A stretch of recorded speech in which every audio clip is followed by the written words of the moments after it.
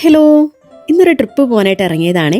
ഒരു 3 ദിവസത്തെ കുട്ടി ട്രിപ്പ്. നമ്മുടെ ഗ്യാങ്ങും ഉണ്ട് കേട്ടോ കൂടെ. പ്രസാദങ്ങളും കാത്തും നമ്മുടെ കൂടെ ഉണ്ട്. ബാക്കിയുള്ളവർ പുറകെ ജോയിൻ ചെയ്യും. നമ്മൾ എന്തായാലും 6:30 ആയപ്പോഴേ ഇതാ റോയിങ് വിട്ടിട്ടുണ്ടേ. അരുണാചലിൽ നിന്ന് ആസാം ബോർഡർ കയറി ആസാമിലെ കാഴ്ചകളാണ് നിങ്ങളിപ്പോൾ കണ്ടുകൊണ്ടിരിക്കുന്നത്. ഇത് നമ്മൾ പോയ വഴിക്കുള്ള ഒരു ഗ്രാമത്തിലെ ഒരു കുഞ്ഞു കടയാണ് കേട്ടോ. ഗ്രാമവഴികളിലൂടെ പോയാലേ നമുക്ക് ഇങ്ങനത്തെ കാഴ്ചകളൊക്കെ കാണാൻ പറ്റുള്ളൂ. അതുകൊണ്ട് നമ്മൾ NH ഒഴിവാക്കി കുറേ ദൂരം ഇതുപോലുള്ള വഴികളിലൂടെയാണ് പോയത്.